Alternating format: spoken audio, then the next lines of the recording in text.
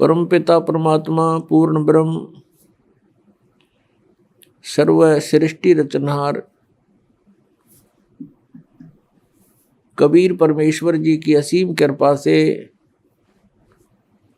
आप सभी पुण्यात्माएं सत्संग सुन रहे हैं। परमात्मा पूर्ण ब्रह्म सारी सृष्टि के रचनहार ये कबीर परमेश्वर जी हैं।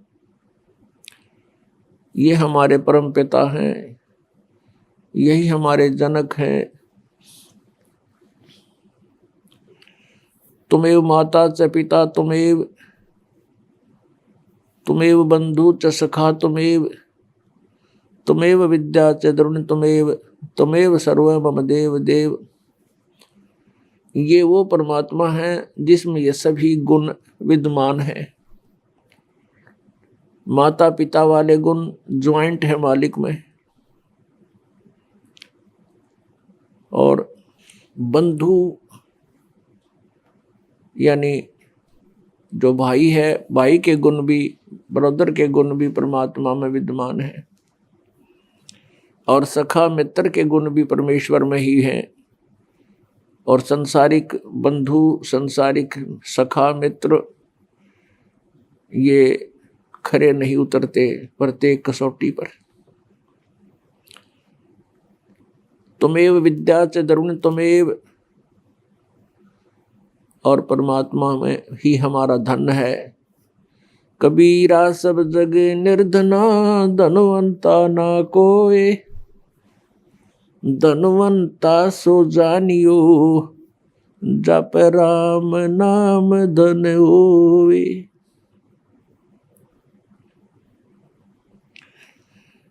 और परमात्मा भी ही हमारी विद्या है, अर्थात तत्व ज्ञान ही हमारा वास्तविक शिक्षा है, विद्या है, ज्ञान है। ये आध्यात्मिक विद्या हमारे पास नहीं है तो संसारिक विद्या केवल रोजी रोटी पेट के निर्वाह के लिए ही होता है, ये पर्याप्त नहीं है। तुमेव सर्व मम देव देव, हे सब प्रभुओं के भी प्रभु, सब देवों के देव, भगवानों के भगवान यानी सुप्रीम पावर, हे सर्वशक्तिमान, सबके मालिक, आप ही हमारे सर्वस्व हो, सब कुछ हो। पुण्यात्मा, जिस समय आप जी को अध्यात्म ज्ञान हो जाएगा उस समय आप समझ पाओगे सचमुच एक परमात्मा को छोड़ के इस संसार में अपना कुछ भी नहीं है।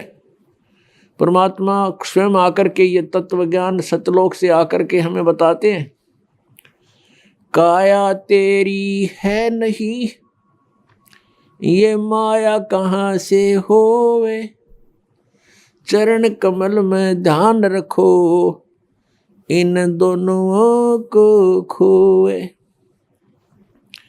नंगा आया जगत में नंगा ही तू जावे, बीच में ख्वाबी ख्याल है ये मन माया भरमावे।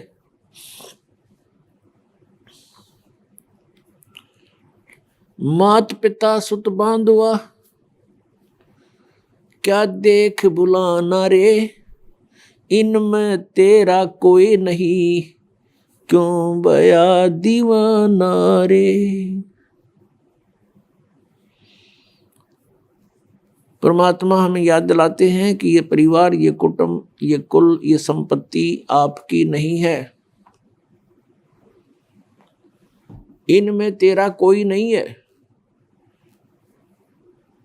और हमारे संस्कारवश हम एक दूसरे के साथ जुड़ गए हैं, भाई बहन के रूप में, माता पिता के रूप में, पुत्र पुत्री के रूप में, सगा संबंधी के रूप में।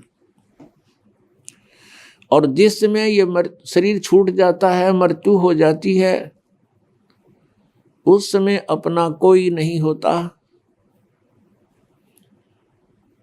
ये शरीर का कवर भी यहीं छोड़ जाते हैं, ये बॉडी भी यहीं छोड़ जाते हैं। तो परमात्मा हमें याद दिलाते हैं। परमात्मा कहते हैं कि तुम यहाँ के वासी नहीं हो, आपका ये ठीक ठिकाना नहीं है, आपका ये स्थायी स्थान नहीं है। 21 ब्रह्मांड के अंदर परमात्मा कहते हैं तुम्हारा मूल स्थान नहीं है, ठिकाना नहीं है। जैसे आप जी का यहाँ जन्म हुआ, मृत्यु होते ही चलो चलो,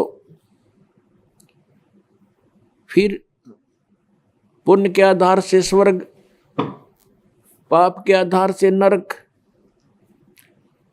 जब स्वर्ग का समय पूरा होता है तो वहां से भी मृत्यु, चलो नरक में डालो, नरक का समय पूरा होते ही चलो।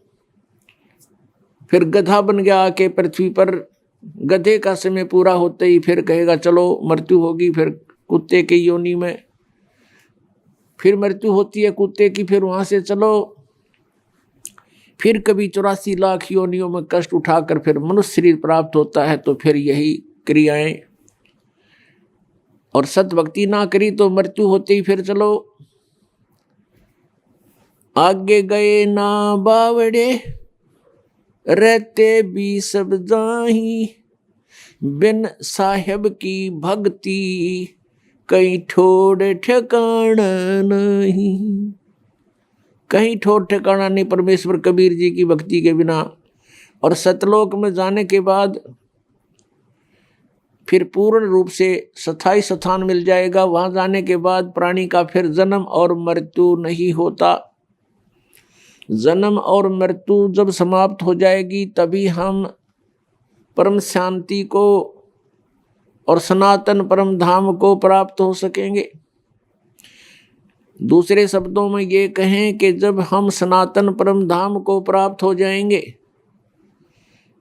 तो फिर हमारी ये चलो चलो समाप्त हो जाएगी। श्रीमद् भगवत गीता अध्याय 15 के श्लोक नंबर 1 से 4 में एक बहुत ही निर्णायक ज्ञान दिया है। उसमें कहा है कि उल्टा लटका हुआ ये संसार रूपी वृक्ष है अर्जुन, ऊपर को जो इसकी जड़ हैं वो तो ऊपर को हैं, और नीचे को तीनों गुण रूपी शाखा हैं। ऊपर को जो मूल है, जड़ है इस संसार रूपी वृक्ष की, वो तो समझो परम अक्षर ब्रह्म है, परम दिव्य पुरुष गीता ज्ञानदाता से कोई अन्य है। और नीचे को तीनों गुण रूपी शाखा है।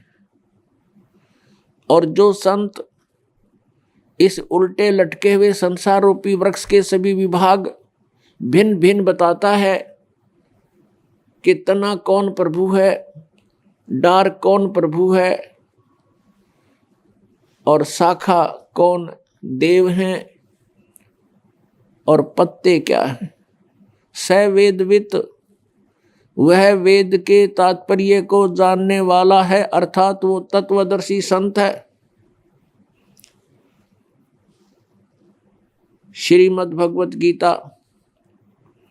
अध्याय नंबर 4 के श्लोक नंबर 32 में जो जानकारी दी गई है कि धार्मिक अनुष्ठानों की जानकारी, यज्ञों की, यज्ञमीन धार्मिक अनुष्ठान की जानकारी, क्रियाओं की जानकारी विस्तार के साथ सच्चिदानंद घन ब्रह्म की वाणी में, ब्रह्म ने मुखे सच्चिदानंद घन ब्रह्म की वाणी में विस्तार के साथ कही है।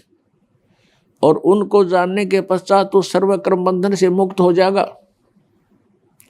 वो तत्व ज्ञान है। गीता जी अध्याय नंबर 4 के श्लोक नंबर 34 में कहा कि उस तत्व ज्ञान को तू तत्वदर्शी संतों के पास जाकर समझ। उनको दंडवत प्रणाम करने से, कपट छोड़कर उनसे विनय करने से वो तत्वदर्शी संत तुझे परमात्म तत्व का ज्ञान कराएंगे। तो यहाँ गीता जी अध्याय नंबर 15 के श्लोक नंबर 1 में तत्वदर्शी संत की पहचान बताई है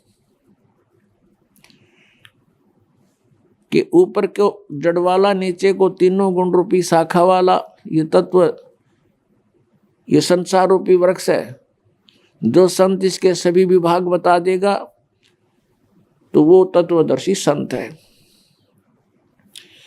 परमेश्वर स्वयं आते हैं अपने सतलोक से चलकर, वे हमें ज्ञान देते हैं, यथार्थ जानकारी वही बताते हैं, तत्व ज्ञान को भी वही समझाते हैं। परमेश्वर ने सच्चिदानंद घन ब्रह्म की वाणी में अर्थात अपने उस तत्व ज्ञान में सूक्ष्म वेद में 600 वर्ष पहले कबीर वाणी में कहा है, अक्षर पुरुष एक पेड़ है, निरंजन वा की डार, और तीनों देवा शाखा हैं, ये पात रूप संसार है। परमेश्वर ने 600 वर्ष पहले आके बताया है कि ऊपर को जो जड़ है वो तो मूल मालिक है, वो स्वयं परमेश्वर है। उससे बाहर जो तना दिखाई देता, पृथ्वी से बाहर जो तुरंत जो भाग जो हिस्सा पेड़ का दिखाई देता है उसको तना कहते हैं। अक्षर पुरुष तो समझो तना है, और उस तने के ऊपर एक मोटी डार होती है, उनमें से एक मोटी डार उसको अक्षर पुरुष जानो, ज्योत निरंजन। और उस डार के फिर 3 शाखाएं हैं, रजगुण ब्रह्मा, सतगुण विष्णु, तमगुण शिव जी। और उन शाखाओं के आगे फिर पत्ते जो हैं वो संसार समझो। परमेश्वर ने अपने द्वारा रची हुई सृष्टि का ज्ञान स्वयं ही आकर के देना पड़ा, और परमेश्वर के ज्ञान के अतिरिक्त जो भी हम सुनते रहे वो कोरा अज्ञान था, लोकवेद था। पुण्यात्माओं, परमेश्वर ही स्वयं आकर के ज्ञान देते हैं, चारों वेद गवाही देते हैं। और जिन महापुरुषों को, पुण्यात्माओं को परमात्मा आकर मिले यहाँ पृथ्वी पर, उन महापुरुषों की अमरवाणी, उनका अनुभव आज हमें वो गवाही दे रहा है, साक्षी देता है कि वो परमात्मा ऐसी लीला करता है